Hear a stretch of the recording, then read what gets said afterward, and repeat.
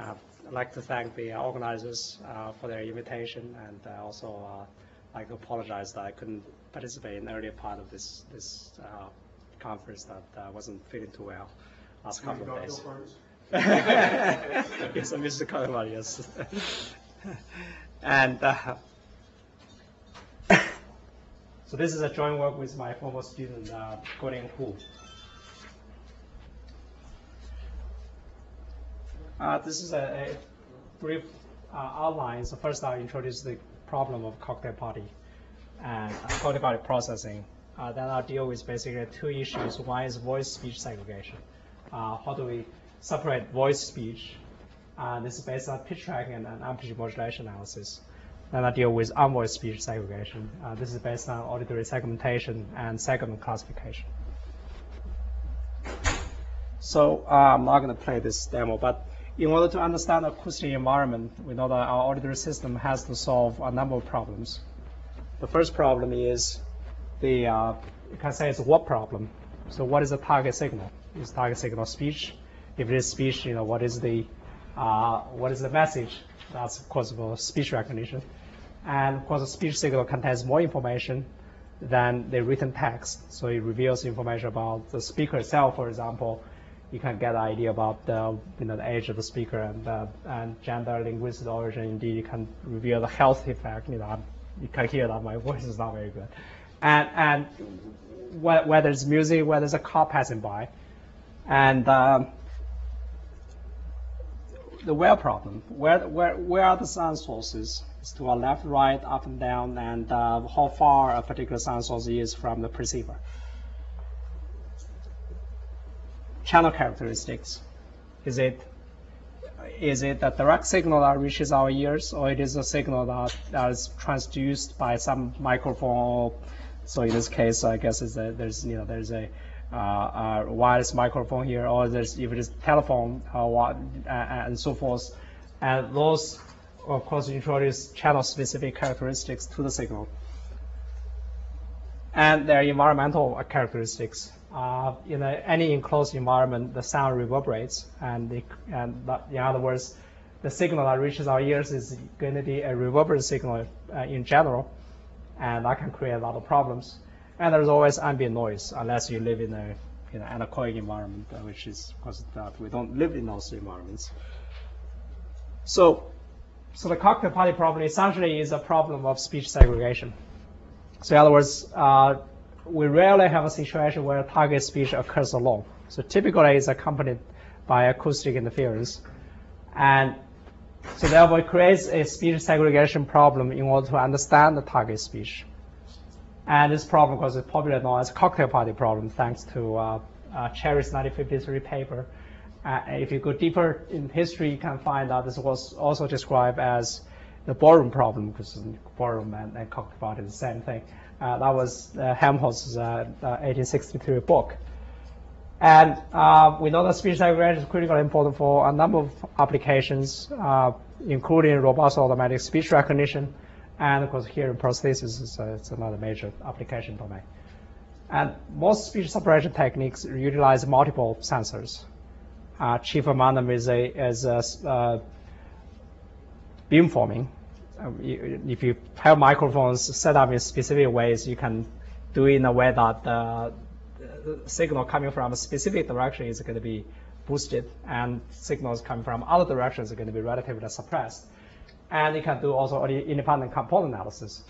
But those techniques have clear limitations. First, the software we call configuration stationarity. So in other words, it basically assumes that sound sources and receivers, their configuration is more or less stationary, at least for a period of time. This assumption can be problematic in application domains. And of course, you cannot deal with situations where multiple sound sources are either co-located, like if you go to a movie theater, for example, multiple sound sources are co-located from the speakers, or if they come from close directions. And most of the speech enhancement approaches are developed for monaural situation, but they typically assume that the acoustic interference is stationary. Again, this limits its application situations. So as a result, the state of art could still be summarized in Cherry's 1953 1997 book where he observed at that time that no machine has yet been constructed to do just that, which means solving the cocktail party problem. Of course, this is 50 years later that this statement is still very much true. Now, auditory scene analysis is a subject of psychoacoustic study. Basically, the observation here is that listeners, the human listeners, compose the complex mixture of multiple sound sources that are reaching our ears in order to retrieve a mental representation of individual sound sources. We know that we can do it. And this perceptual process is termed auditory scene analysis because Bregman's very influential book. And according to Bregman, auditory scene analysis in human audition takes place in two conceptual stages. So first stage is segmentation stage, which essentially decomposes the acoustic mixture into collection of sensory elements, which may also be called segments.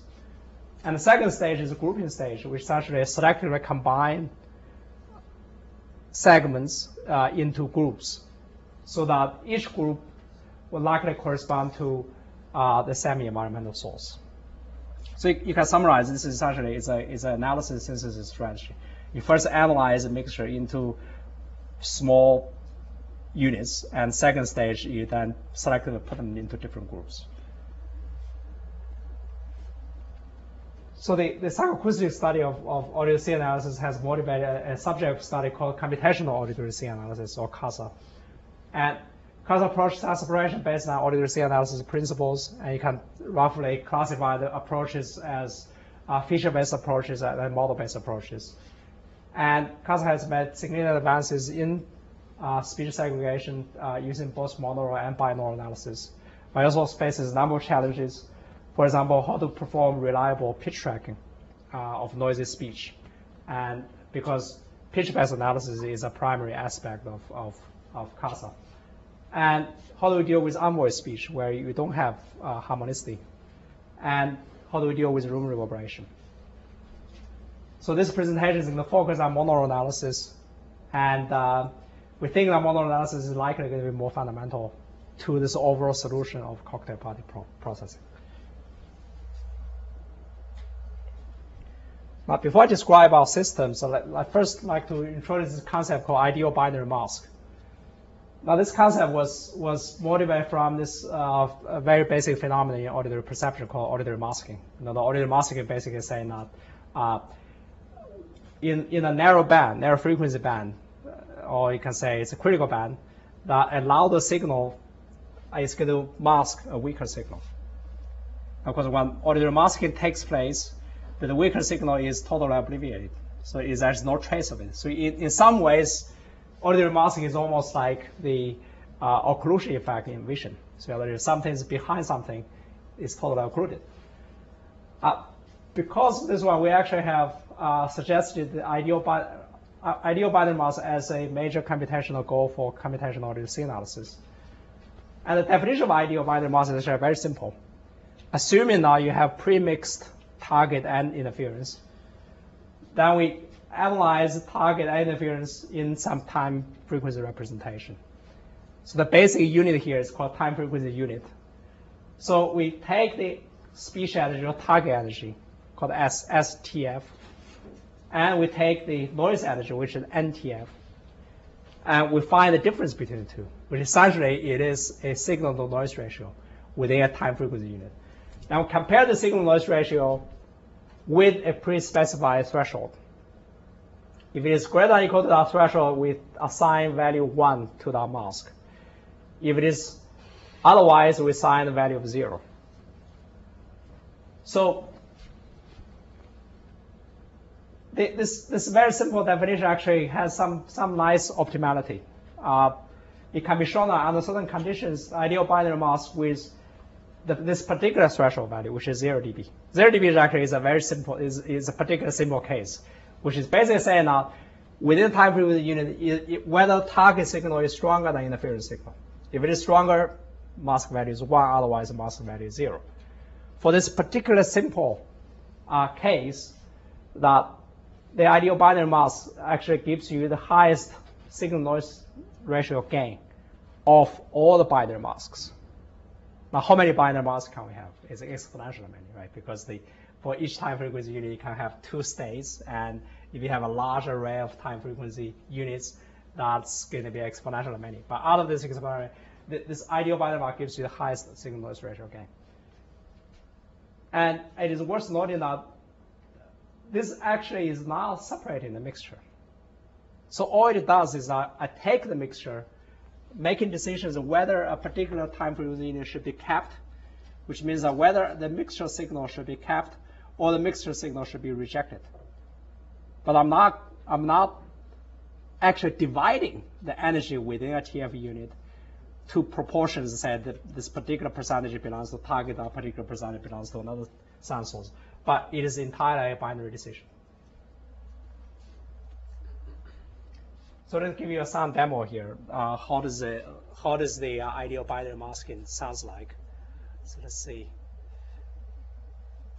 Primitive tribes have an upbeat attitude.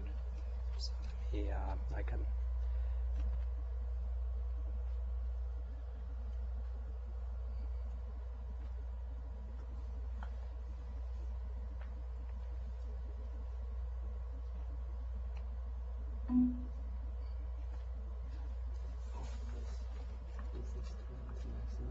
Is it?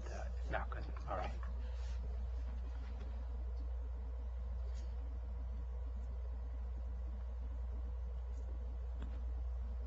Primitive tribes have an upbeat attitude.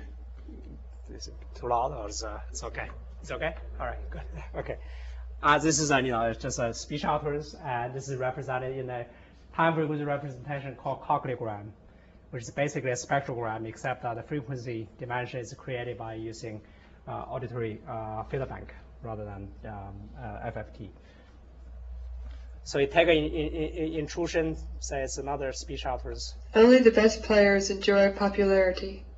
If you mix them in 0 dB, means that both are equally loud. Only the best players enjoy popularity. Attitude. If you pay attention, you should be able to hear the one of the two sentences because it's a 0 dB signal. Now, the ideal binary mask essentially saying that I take this mixture signal, I'm going to classify them into 2 kinds of regions. One is colored by this dark green, with this corresponding to mask value of 0.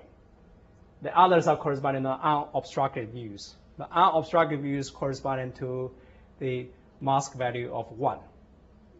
Those are the things, those are the regions I'm going to entirely keep. Those are the regions I'm going to entirely reject. So this is the actual result of ideal binary masking. So take the mixture, I'm going to retain part of the mixture, I'm going to reject the rest of the mixture.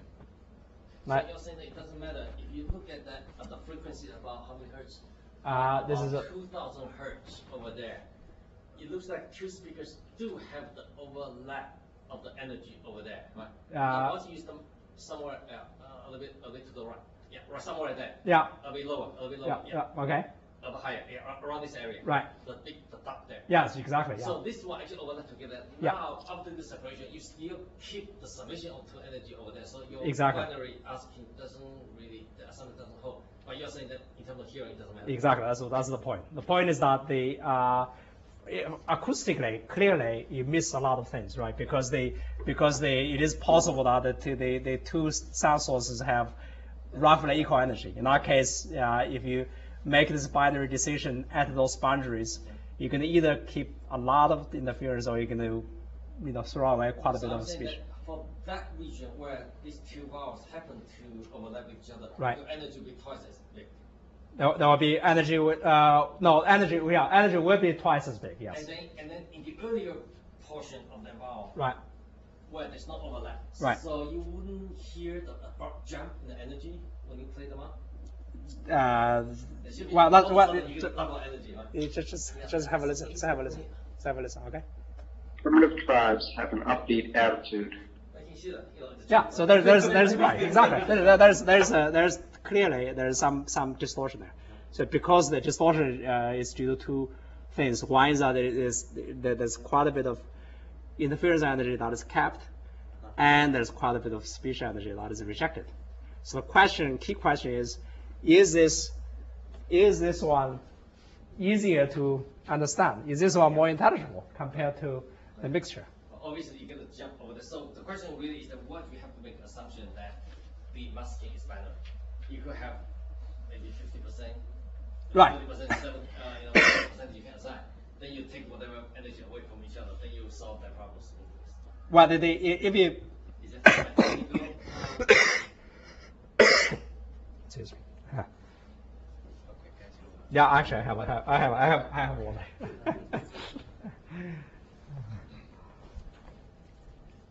Yeah, this is the part that I've never understood. It's a very good question. So, if you have a situation where the target and interference are, or say in an extreme situation, they're exactly the same. Of course, in that case, making this binary decision is risky. It's probably meaningless. Here, it's just that if one of them is slightly stronger than the other, we're going to keep everything otherwise. But of course, in reality, that rarely happens. Ideally, you should take 50% energy away from that part. You mean you avoid that kind of right, but the system of course doesn't know, right? So ideally, this gets back to what is the reasonable objective of sound separation. So the golden objective is that I want to get every sound component out of it. That is it achievable? So it's not achievable by human ears. So that part is very clear. Okay, if you are in a noisy environment, your speech intelligibility is going to suffer very clearly. Okay, and so for human listeners, we are not able to separate every sound component out of a mixture. We are able to separate in some scenarios, and cannot separate in other scenarios. So that's just the fact. So the question is, by performing this ideal binary masking, do we improve speech intelligibility?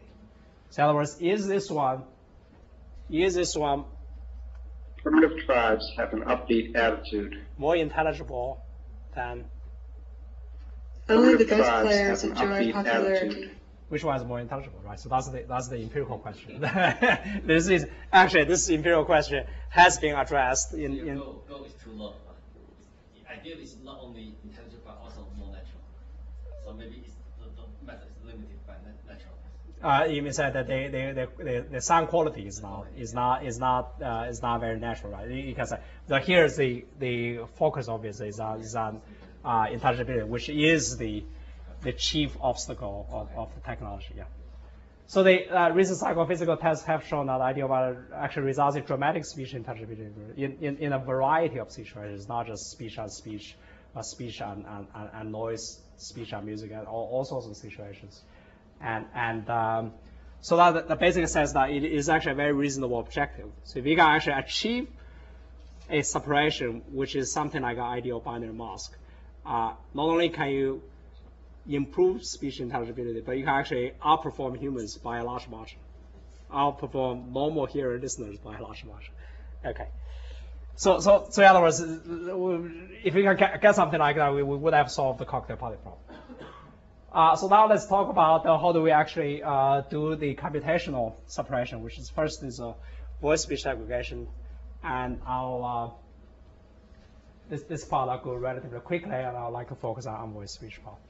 So for voice speech, we know that the voice speech is a voice sound, and it has a collection of harmonics, and there's low harmonics are resolved and high harmonics are unresolved. And for unresolved harmonics, envelopes of field responses fluctuate, but they don't fluctuate randomly, rather fluctuate at the pitch frequency. So our voice separation model essentially applies different methods to low frequency and high frequency signals. In low frequency, the grouping is based on periodicity and temporal continuity. In the high frequency, it's based on amplitude modulation analysis. And there's a reason for that. So because if you do pitch-based grouping, then you have to first detect pitch from the mixture signal itself. So our pitch detection algorithm, this is a somewhat a contrived situation where we assume that the entire utterance is voice speech, because we haven't dealt with unvoiced speech yet. So basically, we first detect what is the dominant pitch with each time frame. So once we have a dominant pitch detected, which is you can easily do this using autocorrelation function, then we take the dominant pitch detected and we segregate, initially make a segregation of the speech stream. That segregation, we know it's going to have a lot of errors, but the purpose there is not about segregation. But we then actually apply another step, which is read out the pitch periods from the initially segregated speech stream. So in other words, actually apply a couple of iterations. And the estimated pitch periods are then checked and verified using two psychoacoustic modified constraints. The first constraint, the target speech, or target pitch, rather, should agree with the periodicity of the time frequency units in the initially segregated stream, because that makes sense because the pitch needs to correspond to the stream itself. And second is a physiological constraint, which the pitch periods don't change very abruptly. And that allows you to do verification and interpolation. So here's a comparison between dominant pitch and the pitch detected in our method. So here's a mixture signal, which is essentially a target speech or overall speech with a bar noise for simulated copy noise. And the blue line here corresponding to the ground truth pitch. So in other words, if you didn't have any interference, this would be the pitch track. And you can see here that the red dots corresponding to the detected pitch. For the most time frames, actually, detected pitch match well with the ground truth pitch, because in those frames, target pitch actually is the dominant signal for pitch detection. But for many frames, the detected pitch don't match well with the underlying truth. And this is the result of our algorithm. You can see here the system has improved quite a bit. Now, once the pitch track is detected, and the next stage is actually corresponding to grouping. Now, grouping, as we just said, we only need to make a binary decision. Okay, so this is the whole basis of this work, that we just make binary decisions. Yes. How do you do the tracking of the pitch using the leaf propagation? How do you do the tracking of the pitch? Right. So this in this case, as I said, the first we detect the dominant pitch, then we use the constraint that the pitch doesn't change quickly over time. So there are some temporal constraints that are utilized. And then you do propagation? Right. It's not really propagation. It's basically just saying for those, so that if the detected pitch periods change abruptly, we're going to eliminate those, and we're going to then do the interpolation. So in other words, if you have a pitch point here, a pitch point there, but in between the detected pitch is very far off, we're going to take that away, and we're going to do the interpolation there. Okay. But now, estimate pitch under noisy condition is not easy problem. Right? No. So you have some special technique to do it. You can twist pitches mixed with each other. If you have two speakers, then we actually have developed a more sophisticated so method. what's the state of the art technique that? If you just have two speakers, you can do pretty well. The difficulty is that you have both multiple sound sources and lots of interferences. So if you have lots of sound sources mixed together. In that case, if you have a dominant sound source, it still is okay. But so the pitch track, multi-pitch tracking is a problem that has really advanced quite a bit in recent years. So with the detected pitch, now basically it comes down to labeling. As I say, just make a binary decision so you can set this labeling.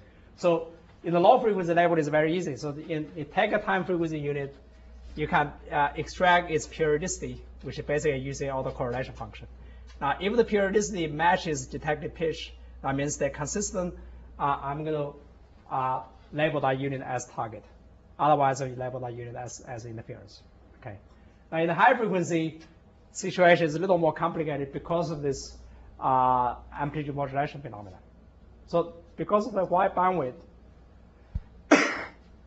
so high frequency filters respond to multiple harmonics. This is the essence of the unresolved harmonics. Now, these responses are amplitude modulated because of beating and the combinational tones. So those are the acoustic effects known as Helmholtz days. So the way we deal with it, for high frequency TF unit, we're going to actually labeling is based on comparing the amplitude modulation rate with the detected pitch rather than looking at the periodicity itself.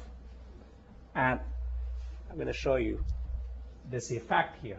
So this is actually a high frequency filter. It's a gamma tone filter with standard frequency 2.6 kilohertz. But it's responding to pure speech. There's no interference there. And you can see this is the filter response. And it's clearly amplitude modulated. If you follow the envelope here, the envelope is going up and down. And it's going up and not randomly. But you're following a particular rate, and that rate is the pitch frequency. So in other words, with this understanding here, you just take a time frequency unit, you extract the envelope. We know how to extract envelope extraction. They analyze the rate of this envelope modulation. And if the rate is consistent with the detected pitch, we then label this unit as target, otherwise label the unit as interference. And this example just shows that if you just take the autocorrelation approach, it's not going to work because amplitude modulator has fundamentally altered the autocorrelation response. Now, this is the result of, it's a demo for voice speech segregation.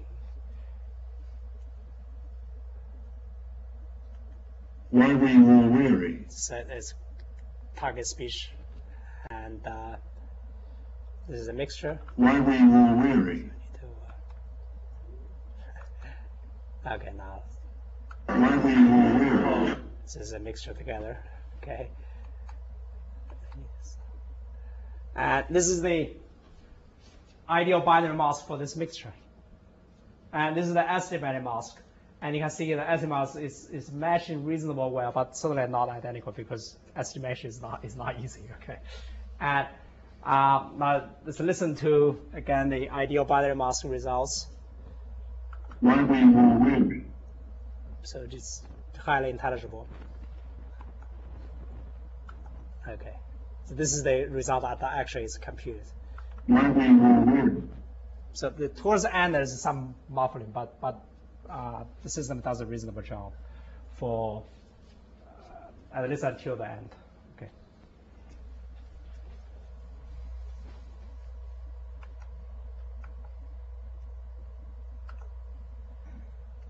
Okay. So now let's move on to addressing unvoiced speech segregation. So we know that speech sounds are composed of two kinds, vowels and consonants. All vowels are voiced. Consonants further decompose into two categories. One is unvoiced consonants, others voiced consonants. And for English, unvoiced speech sounds come from the following consonant categories. There's stops. We have three unvoiced stops and three voiced stops. And we have fricatives. We have it's actually pairs of voiced and unvoiced. And we have affricates, which is basically a stop followed by a fricative. And we refer to all of these sounds as expanded obstruents because that's the one we actually we deal with in the same way when we do the segregation. Now, before we deal with how to segregate, we'd like to understand how much speech is actually unvoiced. And this you can get a clue by if you want to study this one. And it turns out that you can analyze this in two ways. One is the relative frequencies. So in other words, what is the percentage of times that unvoiced phonemes are actually used? And this was a comprehensive study in Dewey's book. That was the 1923 book. And they found that for written English, the relative occurrence frequency is about 21%. And there's a similar study done in Bell Labs, which they just analyzed telephone conversations. And they find that the relative frequency for unvoiced consonants is about 24%, so slightly higher than for written English. And for typical converse, which is everything is labeled, so it's very easy to figure out, and we find that it's 23.1%. But the relative durations may be different. That's basically saying how many time frames, what's the percentage of time frame that corresponds to unvoiced consonants versus voiced speech, right? To get an estimate, that is actually this study it takes a little bit of work. There is a transcribed subset of switchboard corpus, which is called telephone speech. That was done by Greenberg et al. But this analyze this transcribed subset is actually not large enough to do a statistical analysis. Basically, what we did is that we take their median durations for individual unvoiced phonemes or unvoiced phones. And once we get this median durations, then we insert them into the occurrence frequencies in French et al. Study, which is a large corpus. So basically, from this you can get an idea about what is the percentage, and you can also do this arithmetic corpus, which is called rest speech, and find out the relative duration is about 26.2% for conversations, and 25.6% for timid. So in other words, unvoiced speech occupies a relatively a longer duration compared to the occurrence frequencies. So we may say that unvoiced speech constitutes a significant portion for all voice speech sounds, about between a fifth to a quarter of all speech sounds, and it carries crucial information speech intelligibility, obviously. But unvoiced speech is actually more difficult to segregate than voice speech. First of all, it is not structured, because voice speech has this very strong organizational cue, which is the harmonicity. So unvoiced speech doesn't have this. And unvoiced speech actually taken alone it's just noise, right? If I say s, if it is not in the context of speech, it's noise. And unvoiced speech is also usually much weaker in terms of energy, which means that it's more susceptible to acoustic interference. So here's the process stages of our unvoiced speech segregation system. So you have the mixture come in, it goes through the auditory peripheral analysis, then we'll perform segmentation, and then we'll perform grouping.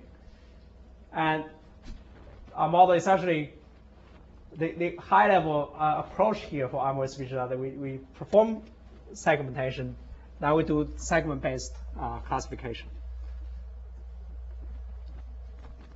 So the peripheral analysis is a standard, taking a standard approach. There's nothing fancy here. So basically, we model cochlear filtering by decomposing the input in the frequency domain using a cochlear filter bank, or in this case, it's a gamma tone filter bank. And for each filter channel, the output is divided into 20 millisecond time frames, and it has the 10 millisecond frame shift. And this processing gives us a representation called cochleogram. Now for segmentation, so segmentation is different from segregation. Segmentation is a process that you take the mixture, you divide them into contiguous time frequency regions. The criterion here is that each TF region should primarily contain signal from a single sound source. Not primarily, I'm not saying exclusively, because it's very hard to have exclusive allocation.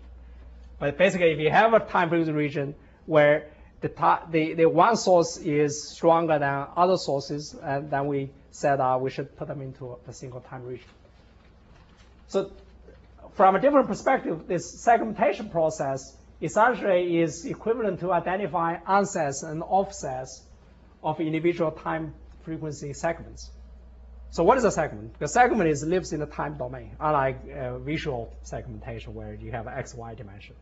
Here we have time frequency dimension, and time frequency dimensions are not symmetric. Okay, and so, but you take a segment here. The segment has an onset part, which is a starting part, and there is an offset part. And the onset is corresponding to sudden energy increase, and the offset is sudden energy decrease. So the segmentation is essentially based on a multi-scale analysis of onset-offset detection. So we first perform smoothing along time frequency dimensions. Then we perform onset-offset detection, and then find so-called onset-offset fronts and match the corresponding fronts. A front essentially is a contour. The onset front is a contour that connects all the detected onsets for a single time frequency segment. And offset front is the same thing. Then we have a multi-scale integration. So it gives you an idea about how smoothing works. So this is the original signal here. It's a mixture signal. And if you perform smoothing, in this case, smoothing along both time and frequency dimensions. But time frequency dimension actually needs to be done separately. And this is, you can see here the signal becomes fuzzier. And the details disappear when you do more smoothing. Now, after this stage, if you say fix the time dimension, don't do smoothing time, but perform smoothing along frequency, and this is the result. And if you fix the frequency dimension and do smoothing along time dimension, then this is the result. So of course, going from here to here, you go from a finer scale to a coarser scale. But you can see here that details disappear as you like to, but at the same time, major energy regions survive the smoothing process, at least up to a certain extent.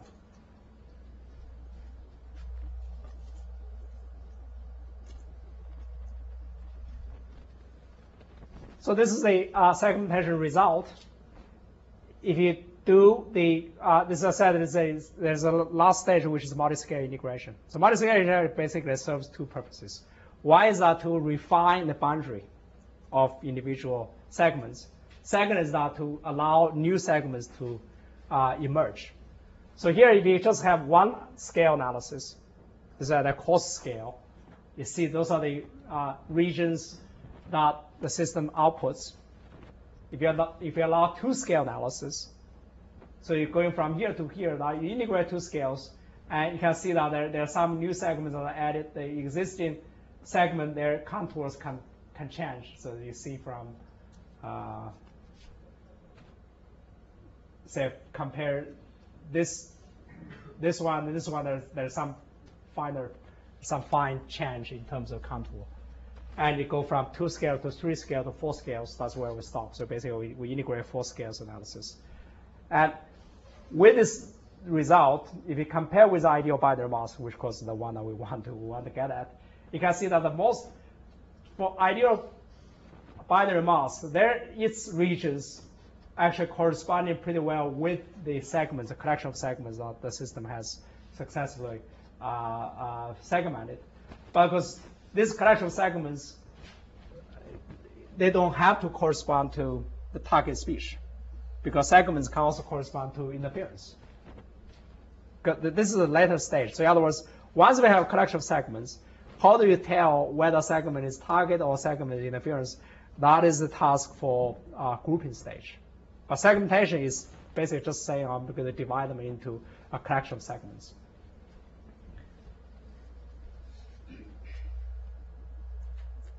All right. So once we have conducted the auditory segmentation, so next stage is the grouping stage, which is the final stage. So the overall approach, you can say that we first taking a mixture here. This is to come back to the entire beginning. We first apply the auditory segmentation to generate all the segments for the entire mixture. This is just a multi-scale analysis. Then we segregate voice speech following the algorithm I described. Then we identify segments dominated by voice speech using the segregated target, voice target. So in other words, we have already a collection of segments. And some of the segments are dominated by the segregated voice speech. Now those segments are going to be grouped into the target stream. And the rest of them, so what's the leftover? The leftover can belong to either unvoiced speech or interference, right? Because voice speech has already been segregated. This is the place where we apply speech non-speech classification. So in other words, we turn this problem into a classification problem, which is with a limiting assumption here. The assumption here is that we're assuming that the interference is not speech.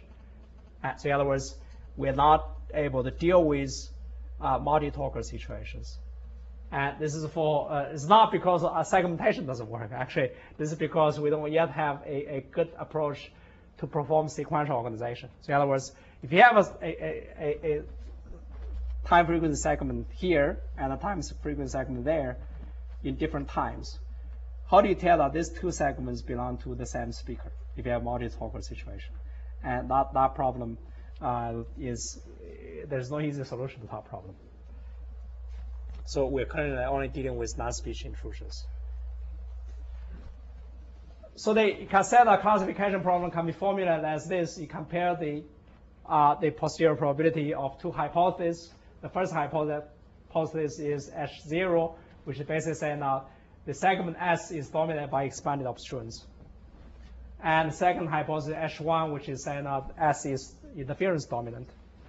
And see which one gives you a high probability. And using the base rule, you can turn them into the product of the likelihood function and the prior probability. And but because segments have varied durations and they don't have a fixed structure in frequency either, so that makes direct evaluation of the likelihood function computationally infeasible. So what we do instead is that, as people do typically, that by making a simplified assumption, which is that within time frequency segment, time frames are statistically independent of each other, given a specific hypothesis. Now, if you make the independence assumption, of course, you can then take this region here and decompose them into products of different individual time frames. And this part is the prior probability ratio, which is actually it's something that needs to be particularly dealt with. We then try and multiply perceptron to distinguish between expanded obstruents and non-speech intrusions. Now, how do we estimate the prior probability ratio? This clearly is a variable, because if you have a input S now which is high, that prior probability of a particular segment being target should be high, right? Because if you don't know anything else, that most of the segments should correspond to target. Why this low should be low? We find it's actually approximately linear with respect to input S now. But then how do you get the input S now? All you have is a mixture. So this is where the voice-speech segregation is actually very useful. Given the voice-speech segregation, you already, for the voice intervals, you already can segregate the target speech. Because you can segregate target speech, then you can calculate what is the signal-noise ratio. Or you can say that what is the average interference energy. With average interference energy estimated, you can actually also estimate for unvoiced intervals what is the input S naught. So this is our input S naught estimation based on the results from voice-speech segregation. See that it works pretty well for a range of mixture S naught going from -5 to 10 dB. This is the estimate S naught error. It's basically it's around 0 but when the mixture S naught gets to 15 dB, the system significantly underestimates the input S naught.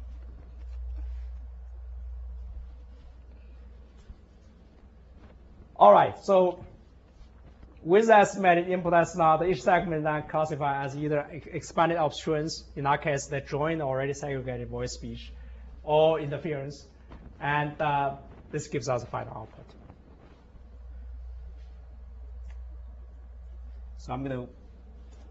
So I should stop in about, 5 minutes or so? Yeah. Okay. All right. So let me just give you some demo here. So this is now the complete system. It's that sort of naturalistic sentence rather than previous authors actually is all voiced. That noise problem grows more annoying each day. This is the mixture. That noise problem grows more annoying each day. It's a 0 dB, and for us it's not a problem, but if you have hearing loss, that becomes a real problem. This is the segregated voice target. That noise problem grows more annoying each day. So in other words, if you don't do anything to unvoiced speech target, this is what you get. Okay. And this is segregated whole utterance. That noise problem grows more annoying each day. So it's more difficult than voice speech. It does suffer a lot. Yeah, it does. It does, right. But there is also clearly there's distortions there. There's some, but I don't think you have trouble in understanding the. That noise problem grows more annoying each day. Okay. What's this one from IBM? That's IBM. IBM is the last one. Yeah. that noise problem grows more annoying each day. IBM still does a good job, right? So this case actually estimated mask actually matches the IBM pretty well. So what method does IBM do here? What? Do they use a similar method to you? Well, IBM is a objective function. Oh, Yeah. It's not the company. It's Is it? ideal. Oh. I see. It's a company. I see.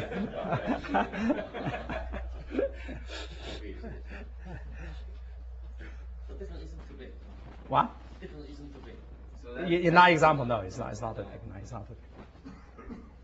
And we have performed systematic evaluation here, and by essentially comparing the segregated target against the ideal boundary mask which is a stated objective.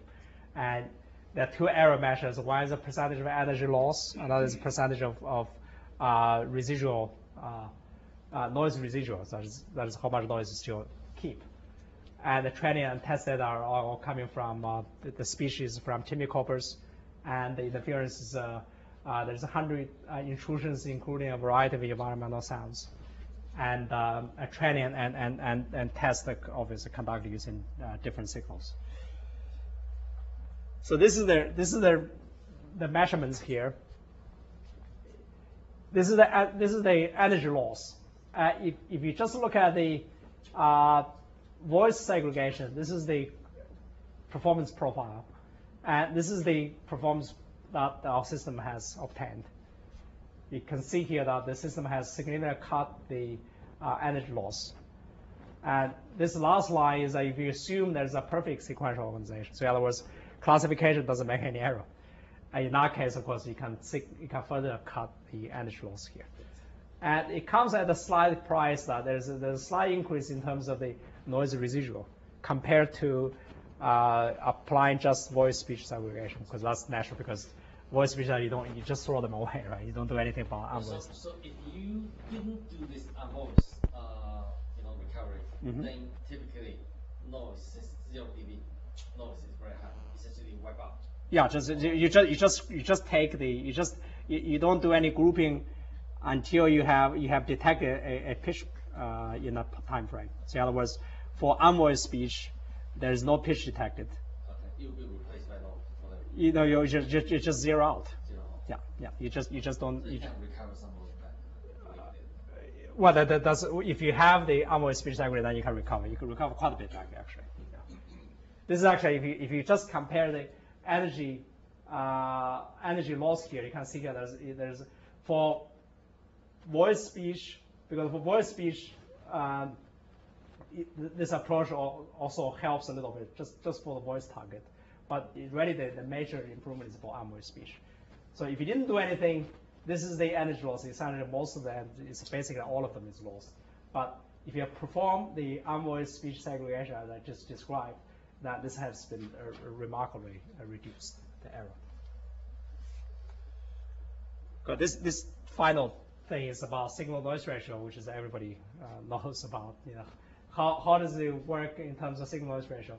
So we evaluate from -5 to 15 dB. You can see here that this is our system performance. The signal noise ratio gain is about 10 dB for the input that's now for -5 dB to about, this is still about 10 dB, this is about 8 dB, this is 5 dB. Now if the input that's now is 15 dB, the improvement is about 3 dB. So on average, you can say it's about 7 to 8 dB improvement, which is because this is very significant. We also made a comparison with spectral subtraction here. And the spectral subtraction is perhaps the most commonly used speech enhancement approach. Here we actually give spectral subtraction a big boost here because we assume that there's a perfect speech pause detection, which in reality you can't have. This is because they needed speech pause detection in order to estimate the noise spectrum. But even with this, our system has consistently improved over spectral subtraction approach. And even for the unvoiced intervals, the system has, again, there's improvement because the speech enhancement, given the perfect speech pause detection, is not sensitive to whether it's voice speech or unvoiced speech, right? And so it's only doing worse in the highest SNR case, which is a 15 dB.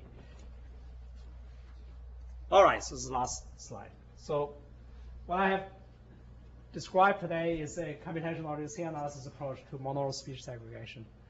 And segregation of voice speech is based on pitch tracking and amplitude modulation analysis. But importantly, it also provides a foundation for subsequent unvoiced speech segregation in terms of the prior probability ratio, as well as the delineating what is voice speech intervals, what is unvoiced speech intervals. And unvoiced speech segregation is based on segmentation and segment classification. And so although our system gives state-of-the-art performance for monaural voice speech, monaural speech segregation, but general cognitive body processes still require solutions to sequential organization and room reverberation. Those are the issues I have not dealt with today. Thank you.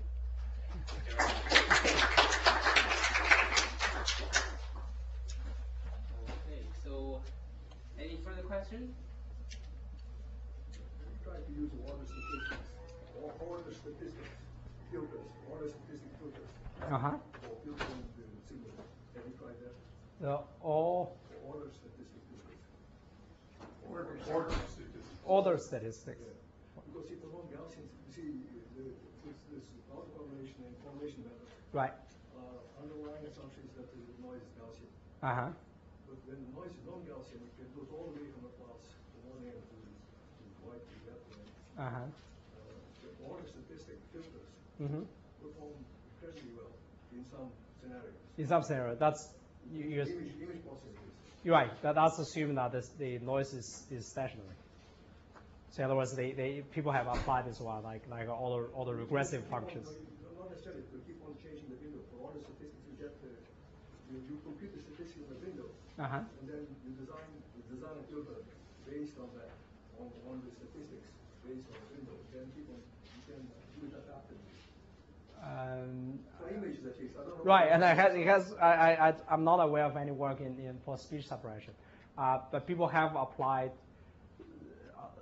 techniques along these lines. For example, common filter, which is making a Gaussian assumption, and so you can use the common filter after you do the order. okay. So you order the signal, then you can use linear. Right.